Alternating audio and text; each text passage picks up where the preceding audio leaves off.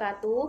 Di sini kami kelompok 5 yang beranggotakan 3 orang yang terdiri dari saya sendiri yakni Linda Airina dan 2 rekan saya yakni Poppy Nilasari dan Yunita Firdausia akan mempresentasikan materi sejarah Indonesia yang diampu oleh Ibu Wafiatul Maslaha. Di sini kami akan membawakan tema tentang perjuangan kemerdekaan Indonesia secara revolusioner.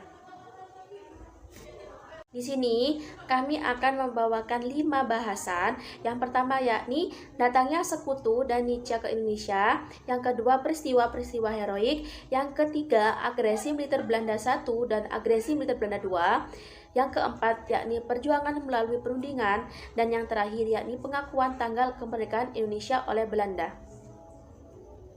Baik, di sini yang pertama yang akan saya sampaikan yakni datangnya sekutu dan Nietzsche ke Indonesia.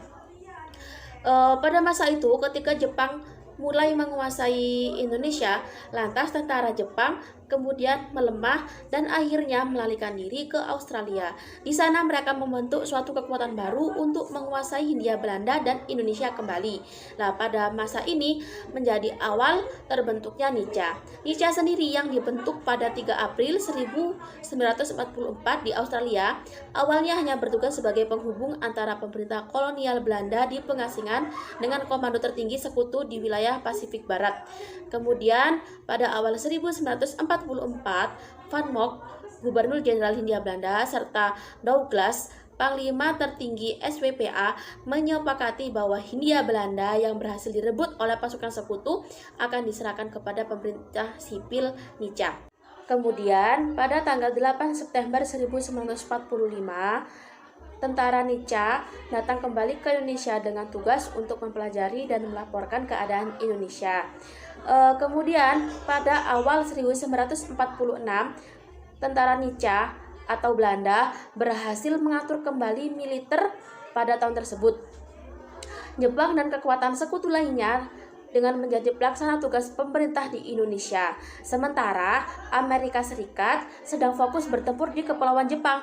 Indonesia diletakkan di bawah kendali seorang laksamana dari Angkatan Laut Britania Raya, Laksamana E.R. Louis Mountbatten, Panglima tertinggi sekutu untuk Komando Asia Tenggara.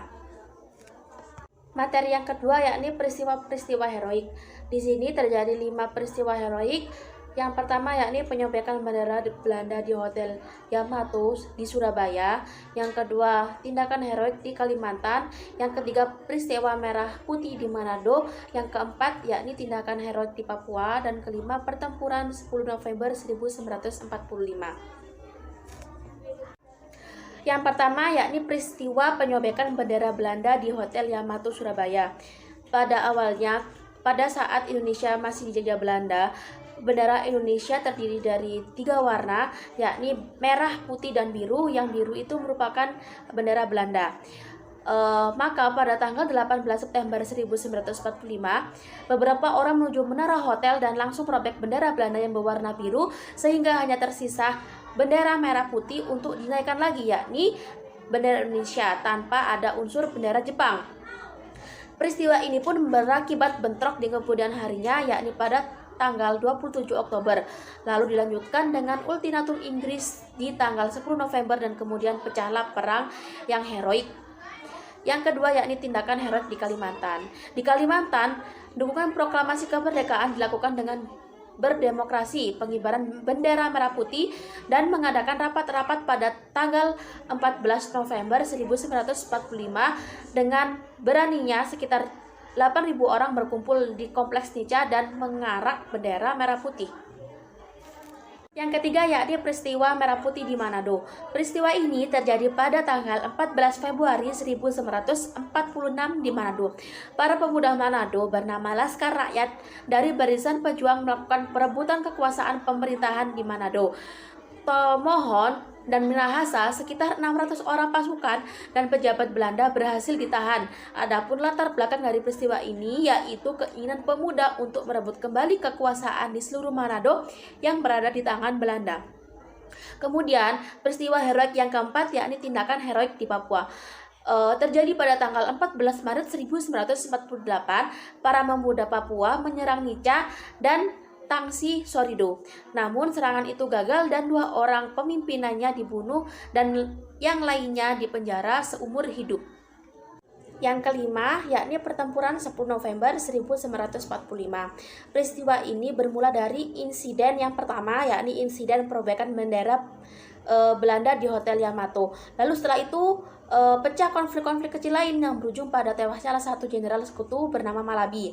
Sekutu pun akhirnya mengeluarkan ultimatum untuk melumat Surabaya dan orang-orang Surabaya. Namun masyarakat Surabaya itu tidak gentar, melainkan mereka malah membusukkan dada untuk melawan penjajah. Diawali dengan pekik pidato Bung Tomo yang membahana dan melucutnya semangat juang. Akhirnya pecah sudah perang paling heroik ini. Banyak dari para pemuda dan rakyat Surabaya yang gugur kala itu, dan untuk mengenang perjuangan ini, maka dari itu pada tanggal 10 November diperingati sebagai Hari Pahlawan. Cukup sekian presentasi yang saya sampaikan. Presentasi selanjutnya akan dibawakan oleh rekan saya, yakni Yunita Firdausia. Assalamualaikum warahmatullahi wabarakatuh. Di sini saya Yunita Firdausia sebagai pemateri yang kedua akan menjelaskan tentang agresi militer Belanda 1 dan agresi militer Belanda 2. Yang pertama, saya akan menjelaskan sedikit tentang agresi militer Belanda 1. Nah, agresi militer Belanda 1 ini dilakukan oleh Belanda merupakan sebuah pengingkaran terhadap hasil perundingan Linggarjati. Nah, sesudah persetujuan Linggarjati ditandatangani, hubungan RI dan Belanda ini semakin memburuk. Oleh pihak kolonis Belanda, persetujuan Linggarjati memang hanya dianggap sebagai alat untuk memungkinkan mereka mendatangkan pasukan-pasukan yang lebih banyak dari negerinya. Setelah mereka merasa cukup kuat, mereka beralih kepada maksud yang pertama, yaitu mereka datang ke Indonesia hanya ingin menghancurkan Republik Indonesia dengan kekuatan senjatanya. Untuk memperoleh nyali guna menyerang RI ini, mereka menggunakan tuntutan yang bukan-bukan, seperti supaya membentuk pemerintah federal yang akan berkuasa di seluruh Indonesia sampai pembentukan RIS, yang berarti RI ditiadakan, dan juga pembentukan pasukan keamanan bersama yang juga akan masuk ke daerah Republik.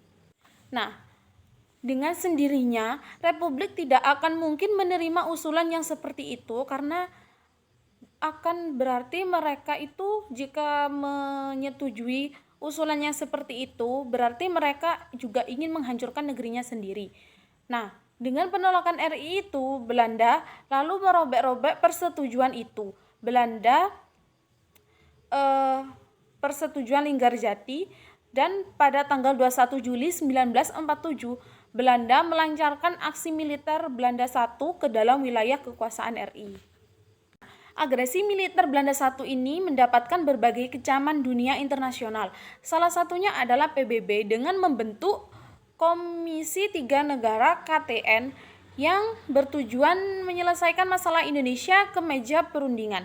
Nah, pada akhirnya atas prakarsa dari KTN ini, Indonesia dengan Belanda dipertemukan kembali dalam sebuah perundingan, yaitu perundingan Renville. Indonesia dengan Belanda kemudian berunding dan menghasilkan keputusan yang dianggap sangat merugikan Indonesia. Nah, Belanda merasa berkuasa, akhirnya kembali melakukan serangan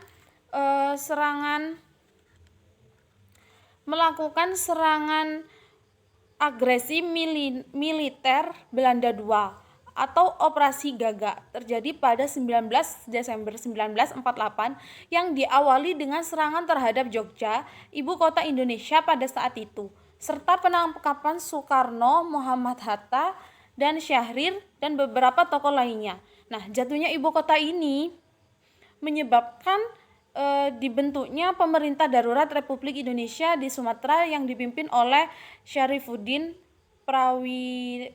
Prawiranegara. Pada hari pertama agresi militer Belanda II ini, mereka menerjunkan pasukan di Pangkalan Udara Maguwo dan dari sana menuju ke ibu kota RI di Yogyakarta. Kabinet mengadakan sidang kilat. Dalam sidang itu diambil keputusan bahwa pimpinan negara tetap tinggal di dalam tetap tinggal di dalam kota agar dekat dengan Komisi 3 Negara tadi, sehingga kontak-kontak diplomatik dapat diadakan. Nah, peristiwa agresi ini terjadi pada tanggal 19 Desember 1948 Dan penyerangan tersebut terjadi di kota Yogyakarta. Belanda menyerangnya dari segala jurusan atau dari segala penjuru arah di Jogja ya, dan telah menduduki kota tersebut. Tujuannya adalah menghancurkan Indonesia. Nah, penyerangan Belanda ini dikarenakan pada tanggal 2 November 1948 Kementerian Penerangan RI menyangkal tuduhan Belanda tentang pelanggaran gencatan senjata. Nah, jadi Belanda melakukan penyerangan ini dikarenakan pada tanggal 2 November itu Kementerian Penerangan RI ini menyangkal adanya gencatan senjata yang dituduhkan oleh Belanda terhadap Indonesia. Saya akan melanjutkan presentasi dari pemateri kedua. Di sini saya akan sedikit membahas tentang perjuangan melalui perundingan. Salah satu bentuk perjuangan bangsa Indonesia adalah berusaha menarik dukungan internasional lewat PBB. Para pimpinan Indonesia berusaha memengaruhi dunia agar peduli terhadap perjuangan mempertahankan kemerdekaan sekaligus mendapat dukungan serta pengakuan atas kedaulatan Republik Indonesia. Para pimpinan Indonesia menyadari bahwa PBB merupakan organisasi internasional yang mempunyai pengaruh besar terhadap dunia. Oleh karena itu, mereka memanfaatkan PBB agar menggunakan peran dan pengaruhnya dalam menyelesaikan pertikaian Indonesia-Belanda. Perjuangan menarik dalam dukungan lewat PBB ditempuh melalui dua bentuk.